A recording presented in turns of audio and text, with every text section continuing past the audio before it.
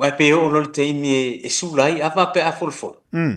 Ia o tala nga ia leo o tala o le ava. Ia. O ngafa o le ava. Ia lea lai fe mai tu la fal.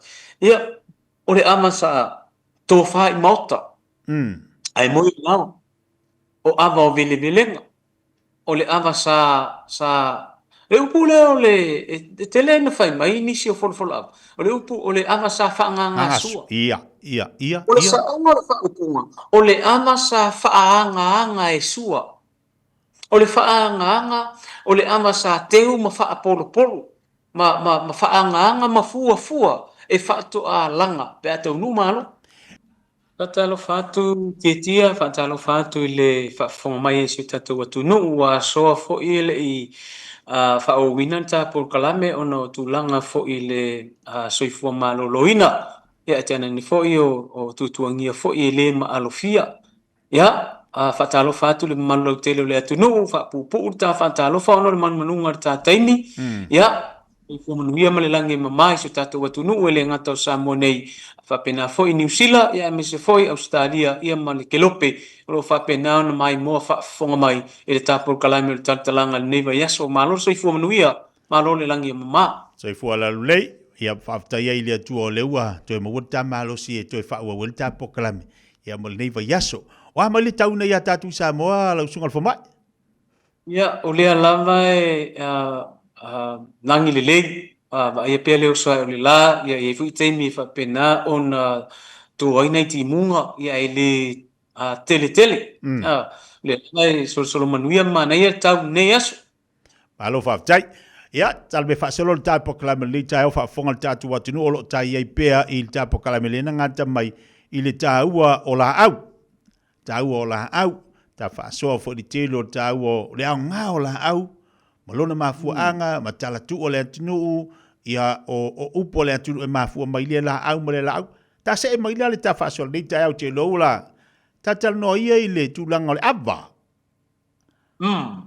Ava lea langa tāua ia, o lea la au te tono le tātou watinu, la whatu lau sunga le whaia onga, ia te amatama ia le tā whaasola ni tai au le tāua le ava i tono Samoa.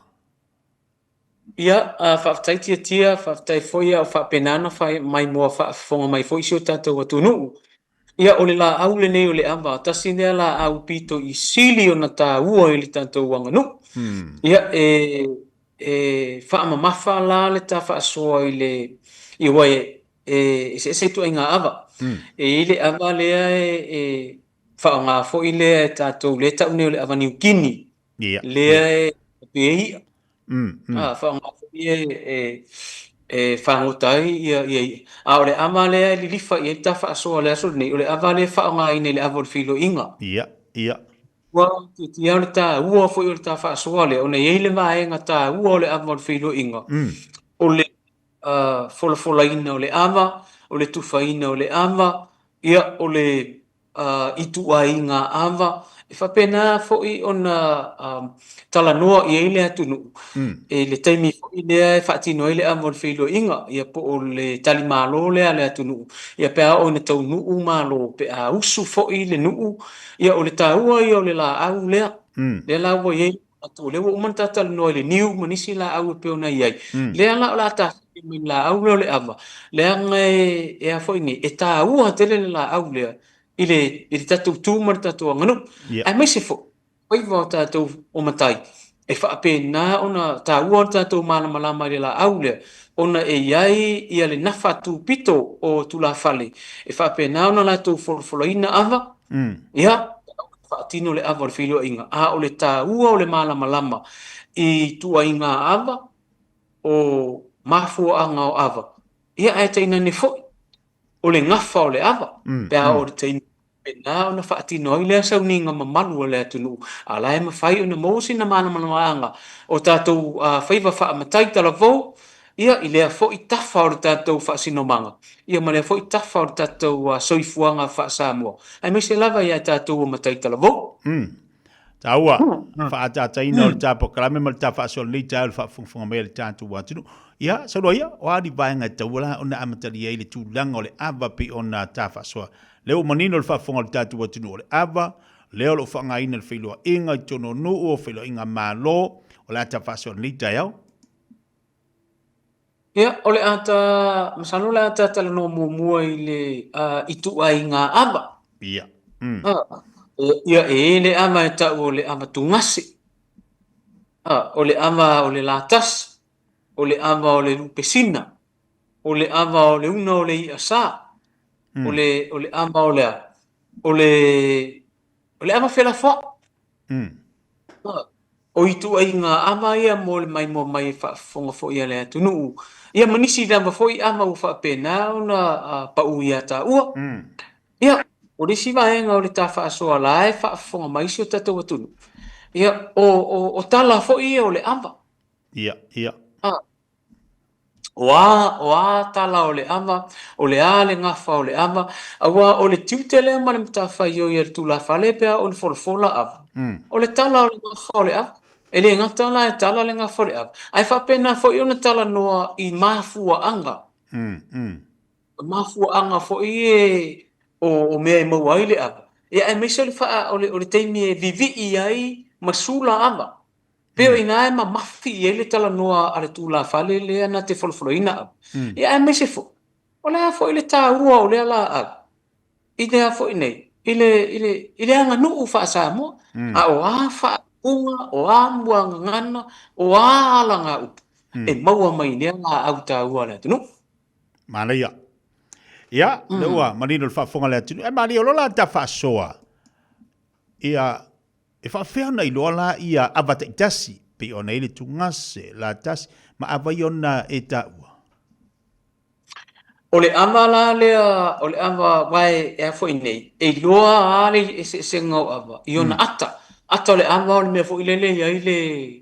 O le pe o le pona fo i lele i tua le ia i ona. E fuala i ngā o le ama te le, lai fai mai. E te titilo pe le ai e toi e ina. O le isi e fea vea ia me i e lua. O le ava la poa, o le ava lea ta o le la tasi, o le ava feololo, o le lupesina. Ai fai mai fo isi toi ina o le ava la poa, lona ata o le lupesina. A o le ava e feololo lona ata o le la tasi. O na so o mai aina ia lea o le ava tungasi. O le ava tungase, so mai lea ma o le una o le i asa, o le ava fo i lele ua uma na poi, ma tipi. O le una na o le i asa, o le ava efu, o le ava le ua uma na tu. Le ava fo i lele ua uma na tu ia o na tu ule le pepa, o le pepa ava la le na, e ta ula le ava le na, fo i lele ua uma na tu i le ngata o le ava tu, o le efu. Ai o le ama le a fela foa. O le ama fo i lele e au mai le ata o le ama, ai so o le fasila aku. E lua la whainga o le ama na ta o le ama fela foa. O le ama fo i na e wi ngā i le anga nuu sa mua. O le ama fo i lele palo a i le anu. A le so o le la au. E susunu le ata o le ama. A le mate ia la e le tele o nuu mai tu malo, ai mai se le whainga malanga. Le au mai o le ama le e si teilo inga. O lono winga e a foi ni pise ama foi ni le ama o taua. O le ama fe vai inga, o le ama fe palo inga le atunu. Me foi la na ta ua e le fa fonga mai le malu le atunu. Ava ai alo se ava i se feilo inga. Le ama le ta o le ama fe la foa. Tau filo fo o le ava ai fe sili le nu. E le lei ana fe sili atu le tatou nu. Ne i mea ne o lea e mata watu o lo i fale le mutenga. Pe iai se mafuanga wa au mai le ava fela foai i le feilo inga i le so. Awa al facility. Waina te inua le o ngala au le so o i le avan. Le winga lana o le whamatalanga fo ina le ma le whaasoa. Tasi na amata ua le atunu o le ava fela foai. O te whaalongo pe ala pe wa avea le tusa pe le eise ama fela foa i le fala ama le awat. Ai pe o se whainga fo ine le wa tau loto a e tu la fale, e niso tu la fale, i e tu ainga ava mai ngō ava. Na au mai aina le ngō le ama fela foa. A le eise ama fela foa i o i le whiro inga le. Langa i ei whiro inga le mātou a waifo. Ai au mai le ama fela foa i le a fo ini. E le mori ngā whaife au na o ie. Ai au mai ele ama fela foa i le afo ini. I le usule. Ai le i mate ia ele mara. ai pe le winga ma tu ai nga avalna ele ngata e so o ile la au ia e fa penana sunu le atole pe o fainga na e faingo fio na mate ia ia le atunu ia tu ai nga avai le se nga o ava a warfa fo mai le manu se tatu tunu A fa pe nei la sunga fo mai le ua ta fa so i le vai liu le. Ai te ua tango atu la tangata le fulfolaina ava a i se ava fa pe fe sili lo le pe i se matenga i tonu o le filo inga. O la se tali ale a i la tau iana o lo amai lava. e pei fo ine le e fo ine ole avale wa matau rio le nu ole nu tari malo au mia au pia avolus lono winga e yai le mea le tupu i le mea le tupu i le fo ine i le fainga malanga le e te taula le malanga ona fe sili le nu po le ale mafu anga au mai le amale o le fa te inga la fainga fi o ele manto mo nga fai au nga ai au mai ele avale la ma fe la fo ele i mate ia la ele manto malanga le au mai le avale ai na o fai atu i le wanko len fo la ava ba ai le ava fe la fo ile au mai fala am ele i mate ia la ele to ina ia ai te ilo uma o fesili lo ile matai le nu wala ma fu anga o mele ava fe la fo ile fe lo in ai sa ule tani ale au lotu le mo le nu le o le tala fa solo pito le au lotu le ele ia to ye isi ono tau sanga o fai fe o isi fai fe au tasi tau sanga tala fe ngainga lua tau sanga tala fe ngainga le ana au mo yele tu inga ama le pe o le ama fo ile o se fa apalo palonga po se ama o se fa manatu petei fa pe na winga o le tu nu tia e a ona mai tau le ye tu ia langa fi pa palo a ile tu mana ia tau i o le vaenga le ua o i ai mai se le avale le ua wa mana ia fu o ia ile sa nuanga le sunga fo mai e wa tala ia ile tai au le nei u te lo foi a tu no le fu e fa fonga mali mamalo tatu atu no nei te ua ia se tas ia a le fu wala tu fa fonga mai ia i winga ma le vaenga e tiro ia nei te ua se atu tu tono se fala ava ia lo fa ia Mai a sao nei le fala avale. Pe ale manga fangafa i tu la fale le mala. Ia e te telefi fa alongo fo i tala sua ile nu. Man tua fo i le fatua inga o le ngandu uma le fa samu. E fe fa palo a. E fe palo a i le fatua inga o tatu feiva fa amatai. Le ata tu te sila fia e le ta sa o mai ya ta tu winga mama fua anga upu ngana malanga up pi foi le ta mate fa palo mate fa atupua a le mate ia la le tupua ma le palo le ale nu e fo ile fa nga malanga ia ai fa per tala nu ia la wo man sa tu ani le to inga fa upunga fa pena ia ia fa pe pala no foi to ina fa pe e matua fai ai vale le malanga we si de fia tia yanga matu o le taua fo ile o tatu sa fa inga nu le anga e po ine ese fo ile taua o le fo I fatu inga so I fuanga fa samu o lo no fo to tonu o sa fa inga nu ma e tilo ma e va ai ma e fa alongo ia ile fa sofia to ya ina e te lehi o le aonga te maua mai ia ina ia ia malo fa tai taua te le wa fa fong mali tatu atu no tilo fo inisio vaenga tau o la tonu ala sa onga momole o le tonu ala le vava ai o tangata fo ava o le tonu le tungase la po o le avala po o le tungase o le la tasi o le tonu ala wale na so no mai e se foi fa winga to ina o la po o la vatilelo na ata po telelo na ia e ta otungase ia o le la tasi o la tonu ala le sa onga o ingo ava tona ia o le winga lo tala e fuai tele o feilo inga e fai malanga ai le university ia ma feilo ai inga o isi nu a fola ama ia isi tu la fale e mua ta ule ama o le lupesina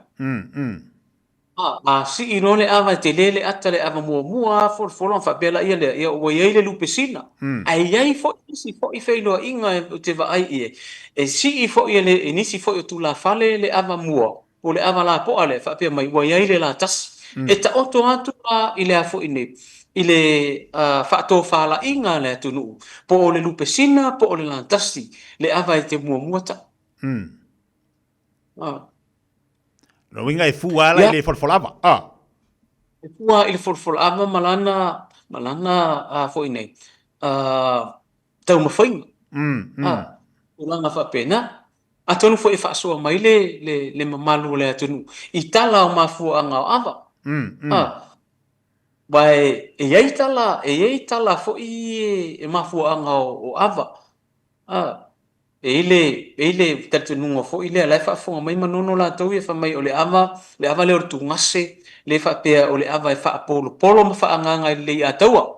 Se ilonga i suatu le mari e toa mana whatu a langa lea ai a le suatu le mari e toa e tu ua e ua ina ngase maua le ngoa o le ava tu ngase. I ka ho te mi sula ai ava le atu la foi fa fonga mai. O wai le tasi se ava, le tasi se ava, le tasi se ngoa se ava, le tasi fo ile fai tau le atu i tu ai nga ava ese ese. E i foi le ama ta o le mati mai vasa. Le ava le fa pe sa feilo i le tu i manu ama le mali e toa i le vasa. Il malai po ma se me le ana sa ai le ava. Le sama ai le aliti tai o manua. Le mo wai le tai sama o le tu i manua. Ia mau ai malengo o le ava ina ua tilo atu le tui manua. Ua mati mai le mali e toa i le vasa. E whailo la lofi. Le ana la iu na maua le. Maua le ingoa le ava. O le mati mai vasa. Le winga la no la ufa amatalanga. Fo ilele te a o le teimi e vivi masula ai le ava le atunu. Pe atala le ngafa o le ava. O ina e tala no ai mafua anga o ava, o le tala anga ma le tala whaasolo pito o le ava le atunu. Awa e whio lola fo i le ngafa o le tangata. Pe hao o ina tala le ngafa o le ava. Mai i le whaato whala inga, ma le filosofia whaato wha manino, ale matai sa mo, ai mai se lawa, i whiwha tu la wha. O le si lea vaenga tā ua ma tā penanga tu la whale tā te whia whalangolongo i o te me pese le apa. I le fola ino le aba, i le tele ma susua, o ana upu e sufi e le aba, i ma whaavivi iai, pe o le saunoa. O le tapenanga fo i le tu la fale, e tapena ina ia mawhai ona ia manino, ma mamalama, le ngata o whea na amata mai e le aba, o tupu anga o le aba, ia ma whaasolo solo a se ia, o il teimi e whaasoa i le aba, il teimi fo i le wa whaia na whaasoa i le apa. O le tele o vaenga tā ua pe o na tā whaasoa ma tā tala noa. E maise le tā ua le apa. O anisi vaenga te tau o na tā tilo i le tau. A o tā iaia i tungase. A o tā iaia i awa i a fola. Lau sunga le whamai. Ia. O le wai pe o le teimi e sulai ava pe a fola. Ia o tala nga ia leo o tala o le apa. Ia. O ngafa o le apa. Ia lea le fe mai tu la fali. Ia, o le ama sa tō wha i mauta. Ai moi nao. O ava o vile. O le ama sa le upu leo le tele na whai mai nisi o fola ava. O le upu o le ama sa whaanganga sua. Ia. O le sa anga wha upunga. O le ama sa whaanganga e sua. O le whaanganga, o le ama sa teu ma wha polo. Ma whaanganga ma fua. E whaato a langa pe atau numalo. So le winga la o le winga whaamtana. O le ava sa whaanga e sua a wapule matumu. Ai lo winga le ava sa whaanga sua. Ele o le ava sa whaanga sua. Ai o le ava sa whaanga e sua a wapule matumu. E whaila e tala la titi taktala e tūlanga le whasi whaitau lea. O le ava sa whaanga e sua a wapule matumua. A o na feta aloloa i le atu. Mantau dia o pule matumua o le fo e fo nei. E refer a nga i tula. I tula whaitaurina o Samoa. O whaimana o tula whani. O le feta aloloa. ole pai malanga fo ilele e sa ili malo. Ao en sa ili malo le atu nuu o tu la fale o na tu tiute ia. Ole o e sa ili malo, ole o e malo usu. E o ala male apa. Ne ala e fai mai, ole ava lea e teu i mauta, e faa polo polo ma faa anga anga. Ao len tau nuu malo, ao en fita aloloha i le atu nuu, ao en sa ili malo le atu nuu, ona au mailo le ole ava lea.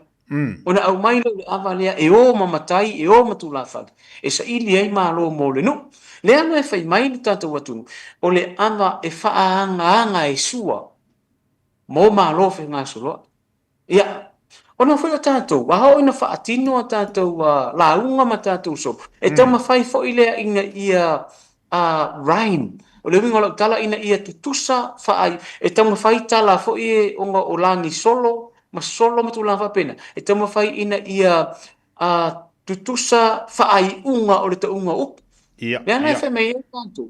O le ama sa whaanga ngai sua, a wā pule matumu.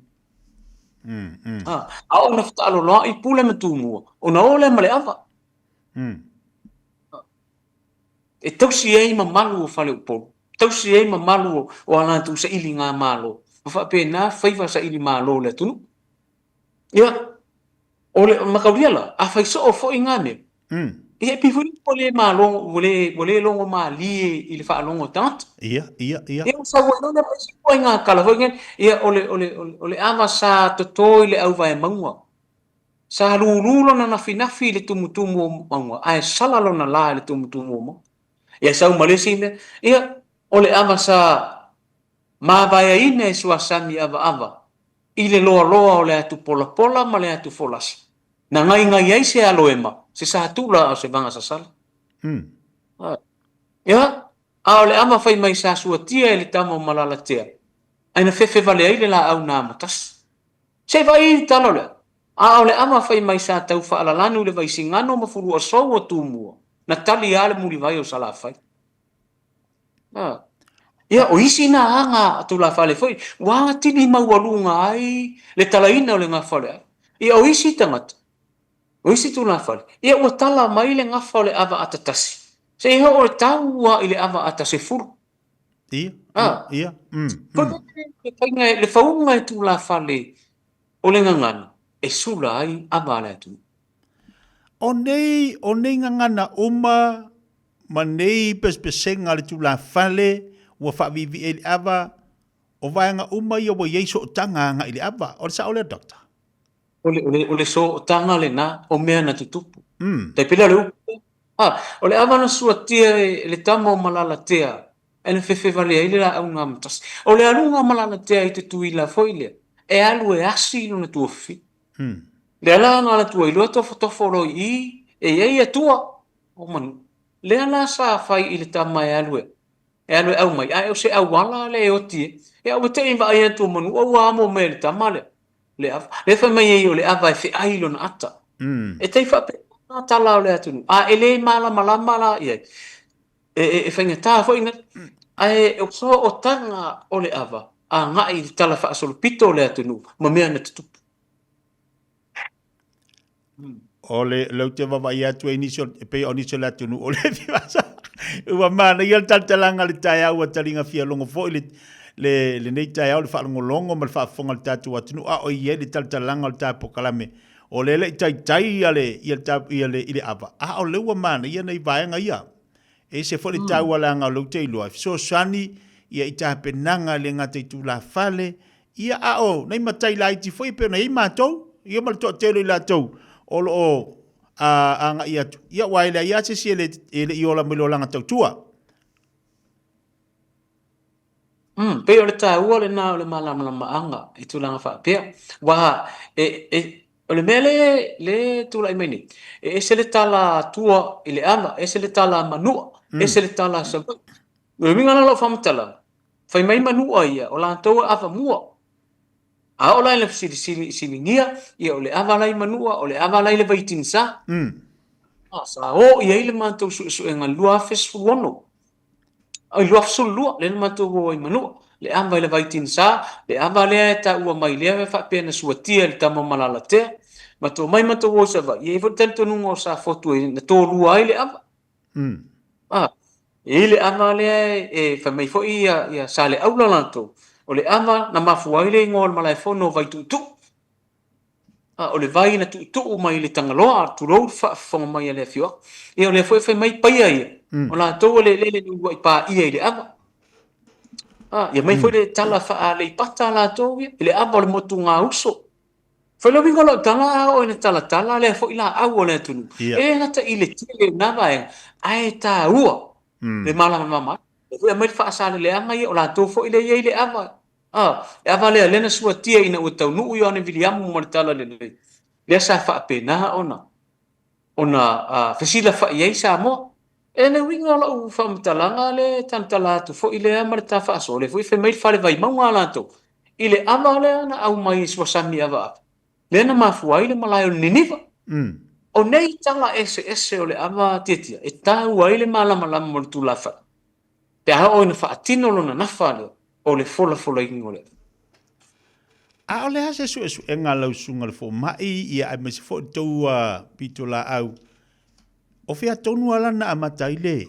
O fea e tupunga mai le apa. O sala fai, o atua, o fea se vango sa mone amatai le. Ua whaamaunia le mātou su e ngā ia le nālu i manua lua fe sulua. O le tala o le fuafuanga o Samoa. O le tala e a fua mai i sa sa. Tala o le fuafuanga o Samoa na a fua mai manua. O le foi lan sa mātou o fisilingia le tala whangaloa. Ona o o a foi ni. O le langi le sa no foi tanga loa lang. Le whape no fo le langi tua se fulu. E le o le langi foi le Skype. Ia. O le langi o le fatunga o tumutumu o atu maunga. Lea lai o na whaatu lou i le langi tua tasi e tau le langi tua se fulu. Lea lana mato o ai manua lua fesfulu lua. E tau sa ili tala o vavau o manua. Le foi lau wha mauni ai. Ona o manua e ai le atu langi tua se fulu. O le winga la wha amatala. A whai o le mau o manua lea o le foafoanga o Samoa. Lea na amata mai i le atu langi tua se fulu o manua. E ai la le tali tonunga. O le avala. O le ulua itala lea na fua mai manua.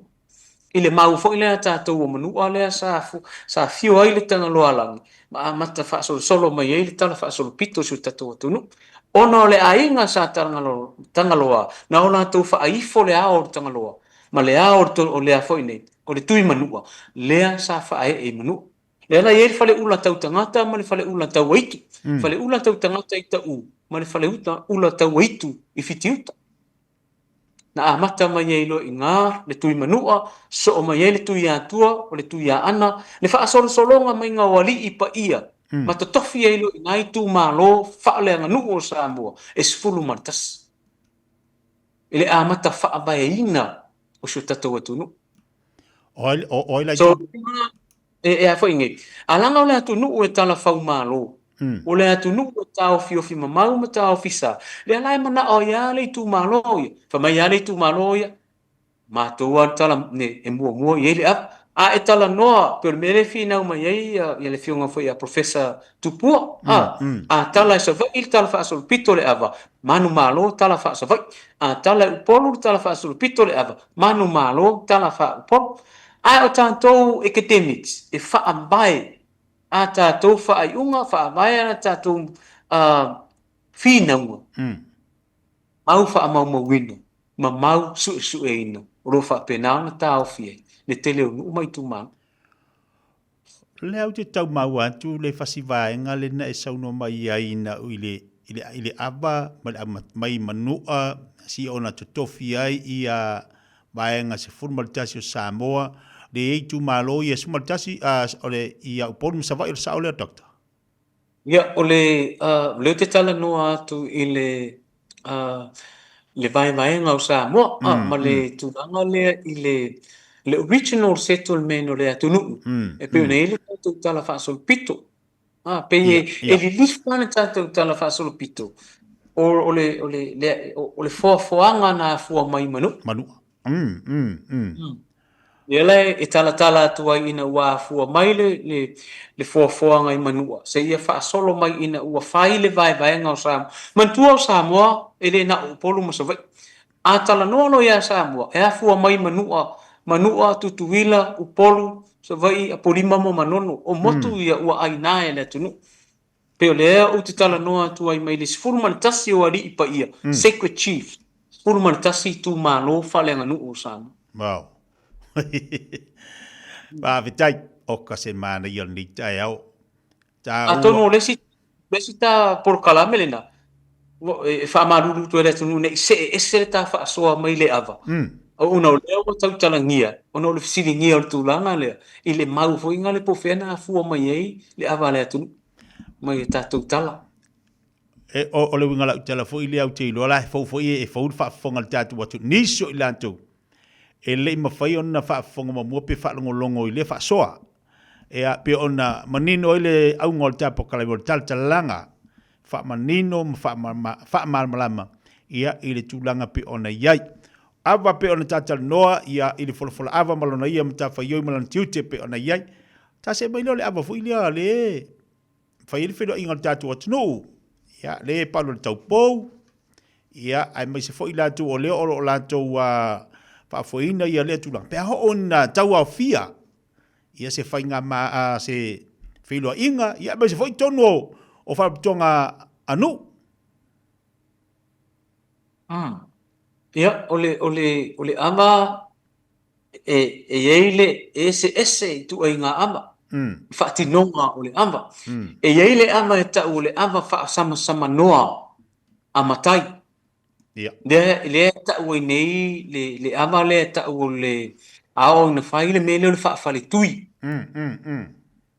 ko le mele o le fa to fa la inga e fola la le fala o to ya ina nasu le ole ama ai fa soa fo ile e faile alofi le ta unei o le fa to fa la inga fa mai le sito ina sauna nei se i fola lo ta fala ao na fola le fala o to ya ina e asu le ava ona faile o le alofi le ta o le alofi fa sama noa matai le e fa na mai le upu le o le fa fale tui o le fa fale tui man tua foi o le fa tua inga o le fa sa moa e fe palo ai fe mate ai ma fe tui ai le tunu le ala ia na fai nei o fa fale tui a matai pe o le asu le ava ma tala no ma fai ai la fa so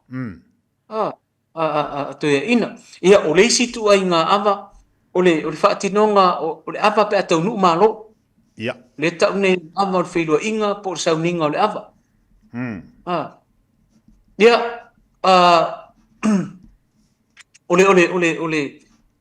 ole situ ai nga ava foi le lewe ele temine ia wa asu le ava fa vai tipolo wa avea le ava le temine wa fai ma se me foi le wa te vile upa Britania foi ne wa socialize ai tu pulanga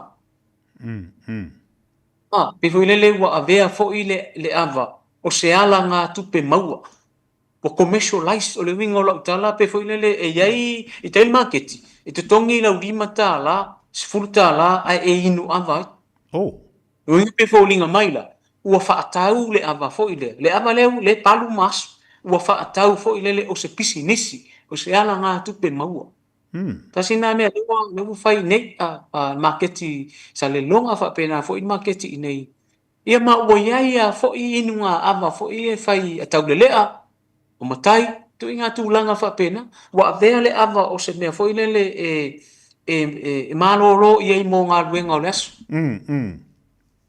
o socialize ai fo i le ma tu langa fa pena ma fa atau le ava o se pisinisi mo se ala nga tupi pe tu langa fa pena wo ye terminate ala vesili la ila usunga fo mai e o ala ngata taula na fa tino le vai nga ile abale atunu u ai fa tau ngale o wa pe o le was fai fa pisingisi e mana tu foi ia ole ava ia sola imfanga filo pena ta ua ole ava fa sama no e tel no ma fa so e pe se me foi le o filo ai ia fitu fa i foi manatu balangona o to mali ia po ila tu fi to ma fa ava ai mo foi se maftang a le la ufa longo atu pi o le ufa tau le ava wa o le se la ngona la ile ta to atu no o le se va ai de ufa tau le ava wa inu le lima tala ia o le upumo ia tie le o to alofia swinga ele to alofia swinga wo ye terminate ia o